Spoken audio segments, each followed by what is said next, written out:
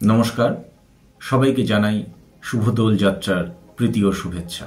আজকের এই শুভ দিনে একটি ঠাকুরের কথা আলোচনা করা যাক। কথামৃতে আছে, ঠাকুর মাস্টারকে দক্ষিণেশ্বরে বলিয়াছিলেন, আমি কলিকাতায় বলরামের বাড়িতে যাব, তুমি আসিও। কথামৃতকার লিখছেন, রাত্রি ৮টা-৯টা হইবে, দোল যাত্রা। রাম, মনমোহন, রাখাল, নিত্যগোপাল প্রভৃতি ভক্তগণ তাহাকে ঘেরিয়া রহিয়াছেন। সকলেই হরিনাম সংকীর্তন করিতে করিতে মত্ত হইয়াছেন। কয়েকটি ভক্তের ভাবাবস্থা হইয়াছে। নিত্যগোপালের ভাবাবস্থায় বক্ষস্থল রক্তিম বর্ণ হইয়াছে। সকলে উপবেশন করিলে মাস্টার ঠাকুরকে প্রণাম করিলেন। দেখিলেন রাখাল শুইয়া আছেন, ভাবাবিষ্ঠ ও বাহ্য জ্ঞান শূন্য। ঠাকুর তাহার বুকে হাত দিয়া শান্ত হও, শান্ত হও বলিতেছেন। কথামৃতকারের অপূর্ব বর্ণনায় ঘটনাগুলি যেন আমাদের সামনে মূর্ত হয়ে ওঠে। কিন্তু শোনা যায় সাংসারিক জীবনের নানা যন্ত্রণা মাস্টারমশাইয়ের জীবনকে প্রায় আত্মহননের দিকে নিয়ে গেছিল। মাস্টারমশাই মানে কথামৃতকার শ্রী মহেন্দ্রনাথ গুপ্ত ওরফে শ্রীমো। কথামৃতে স্বামী গম্ভীরানন্দজির লেখা শ্রীমোর যে সংক্ষিপ্ত জীবনী, তাতে এর কিছুটা আভাস পাওয়া যায়। মহারাজ লিখছেন, ইতোমধ্যে বিবাহের স্বল্পকাল পরেই অপ্রত্যাশিতভাবে সাংসারিক ঘাত প্রতিঘাত আরম্ভ হওয়ায় উহা হইতে নিষ্কৃতি লাভের জন্য মহেন্দ্রনাথ 1882 খ্রিস্টাব্দের ফেব্রুয়ারি মাসের এক দিবস বরানগরে ভগ্নিপতি শ্রীযুক্ত ঈশানচন্দ্র কবিরাজের গৃহে আশ্রয় লইলেন।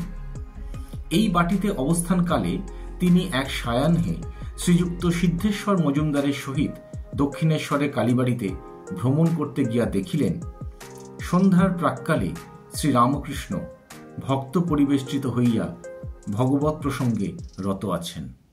অবশ্য সবই পূর্ব নির্দিষ্ট, কিন্তু পূর্বজন্মের স্বীকৃতি বা ঠাকুরের পার্শ্বদ এই কথাগুলোকে যদি আমি একটু বাদও রাখি, তাহলেও শ্রীমোর জীবনের দুটো বৈশিষ্ট্য সবচেয়ে বেশি লক্ষণীয়। একটা হচ্ছে শ্রীমোর সততা এবং শরণাগতি। যে শরণাগত হবে ঠাকুর তাকে রক্ষা করবেনই করবেন, এটা একটা প্রমাণিত সত্য। ঠাকুরের নিজের কথাতেই আছে, কৃপা বাতাস বইছে, শুধু পাল তুলে দাও। বলা বাহুল্য, শ্রীমো পাল তুলে দিয়েছিলেন, তিনি শরণাগত হয়েছিলেন। তাই আত্মহত্যা করা শ্রীমোর আর হয়ে উঠল না। তাহলে কি হলো? সৃষ্টি হলো আধুনিক যুগের বেদ, উপনিষদ, শাস্ত্রের পুঞ্জীভূত রূপ শ্রী শ্রী কথামৃত। শ্রীমোকে আধুনিক যুগের ব্যাসদেব বলা যেতে পারে, কারণ ব্যাসদেব রচনা করেছিলেন মহাভারত, আর আধুনিক যুগে শ্রীমো রচনা করলেন সেই ভগবানেরই মুখনিসৃত বাণীর অমৃত ধারা শ্রী শ্রী কথামৃত। সত্যি কথা বলতে কি, দাপর যুগে আমরা পেলাম শ্রীমদ্ ভগবদ গীতা এবং কলিতে পেলাম শ্রী কথামৃত। এসবই সম্ভব হলো কারণ শ্রীমো ঠাকুরের পায়ে নিজেকে সমর্পণ করলেন, স্বয়ং ভগবানের শরণাপন্ন হলেন, শরণাগত হলেন। বলা বাহুল্য, ভগবানের কৃপা বাতাস বয়েই চলেছে, কিন্তু সেই কৃপা বাতাসে যারা পাল তুলে দেন না, ভোগবাদের দম্ভ ছাড়া যাদের জীবনে আর কিছুই থাকে না, তাদের পরিণতিটা ঠিক কি হয়? যেদিন হঠাৎ করে অহংকারের ফানুসটা ফেটে যায়, সেদিন ভেতরের পশুটা বেরিয়ে পড়ে। আর সেদিন নিজের কাছে কোট আনকোট ফেলিওর এই মানুষটা অনেক সময় আত্মহননের পথই বেছে নেয়, কারণ অর্থ ছাড়া তাদের কাছে জীবন অর্থহীন।